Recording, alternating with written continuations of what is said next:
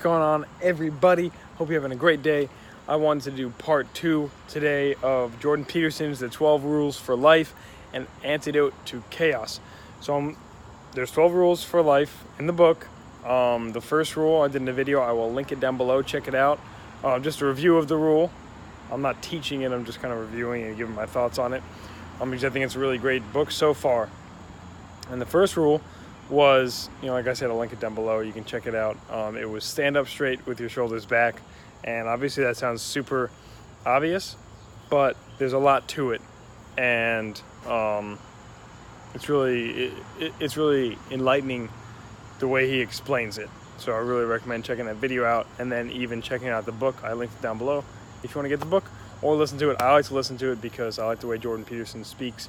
He also uses a lot of complex vocabulary. So for me, my reading level maybe isn't as high as some of you guys, and I would lose a little bit of focus with the words. So anyway, part 2, rule number 2 of Jordan Peterson's 12 Rules for Life is treat yourself as if you were somebody you were responsible for taking care of. Okay, I know I flubbed that up a little bit, but I wanted to make sure I got it right. Treat yourself as if you were responsible for someone you were taking care of. And he talks a lot about what he means by this. And the short of it is, he basically points out the fact that let me get that dirty golf cart out of the screen here. He basically points out the fact that people will literally, make sure their dog takes their pills before they themselves will take their pills. Or they'll tell somebody else, you really need to work out, and then they'll go home and eat pizza. And that's not talking about hypocrites, it's not talking about bad people or anything like that. It's talking about when you are responsible for taking care of somebody, as if, let's say it's your pet. You'll make sure they're clean, you'll make sure their paws are right, you'll make sure they go out to go to the bathroom.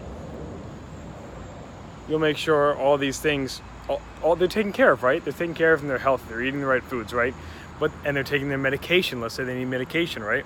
But let's say you need to take medication. Sometimes you may skip that medication, or you need to eat healthy, and sometimes you don't do that. So you don't take care of yourself as well as you would take care of somebody else. And if you think about it, there's a ton of truth to that. And he goes into Adam and Eve and the story of Genesis, and about maybe the origin of this. If you're a religious person, if you're not, the metaphors in there are extremely valuable, I think. And he talks about Adam and Eve basically not wanting to walk with God once they became conscious, right? Once they became conscious and they ate that fruit, the forbidden fruit, and they gained consciousness. Adam was naked, and he didn't want to walk with God because he was naked and embarrassed.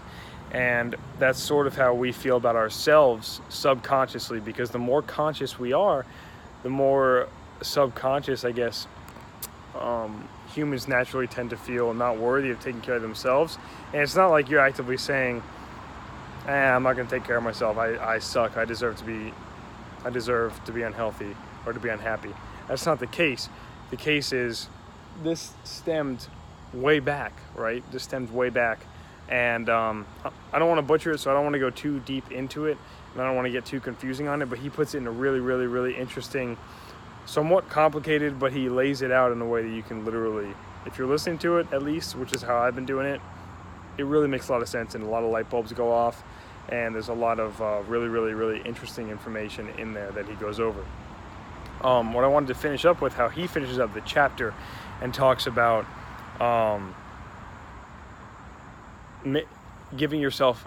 providing yourself happiness. So if there's a child, let's say it's your child, if it's not your child, it's another child, you can give a child candy and that child is happy, right? Of course, because children love candy. I love candy. But that's not the only thing you should be doing for a child, right? You have to make a child brush their teeth. That's not going to make them happy. You have to, if they go out and play in the snow, you have to make them put on all their winter clothes. That's not going to make them happy, but that's good for them. You have to make them eat their vegetables. That's not going to make them happy, but that's good for them. You have to make them go to bed so they can grow, their mind and their body can grow, right? And it's the same way you should treat yourself. And you should always, and not always, so that's how you take care of a baby, right? You make sure they're healthy, they're mentally healthy, they're physically strong, and they're happy, right? Well, you need to. What he argues is a lot of people don't do the same for themselves, right? They're not gonna do the hard things. They might do that quick fix that makes them happy, but are they gonna increase their discipline? Are they gonna try and increase their presence or their focus, or are they gonna try and go to the gym or work out, or go for that walk, or call someone they love, stuff like that, right? Your whole life, you may not want to do something right away. You may not want to go to the gym. You may not want to eat that salad versus eating that delicious pizza, right? I had pizza last night. You know what I'm saying? I'm gonna have a salad today.